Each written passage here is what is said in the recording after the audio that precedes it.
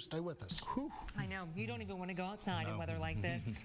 Well, the weather has caused lots of problems across the Brazos Valley today, and unfortunately, not over yet. News 3's Clay Falls hit the road to see the worst of what Mother Nature dished out as far as wind damage. It's the side of what most of us see with springtime storms, but this is the 1st of February.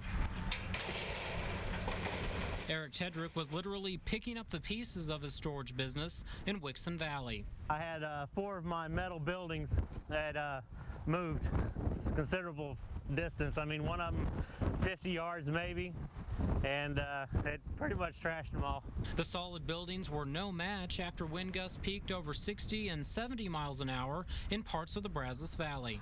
They're decent buildings. I mean, of course, it's not going to handle when you roll it over a couple times, but you know, it's a well-built building, especially the one that's over here in the field. The Arctic air mass packed a punch in BRYAN, destroying stockade fences in Austin's Colony, knocking off siding at the Allen Academy preschool building, and a tree was uprooted at the newly opened Momentum Plaza building. Let's hope this was the worst. South of College Station on Falling Leaf Court, BOGGAN was dealing with a falling tree. Still kind of lucky because, like you said, if it had blown the other way or if it had been one of the other trees, it would have been right on the house. And in BRYAN, Amanda PROVAZEK had a twisted oak in her front yard on Twisted Oaks Drive. Last year, she lost another oak tree after it was struck by lightning. We lost this big oak tree, which narrowly missed our windows by inches, per se.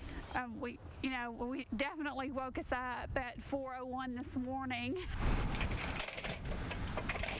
Back at BCS Portable Buildings, TEDRICK says the storm won't set him back any money, but it will for the company that supplies the buildings. We're pretty fortunate that none of our other buildings got hit when these were flying around too. So, with Groundhog Day approaching, many of us are left wondering how long this winter blast will last. In Brazos County, Clay Falls, News 3.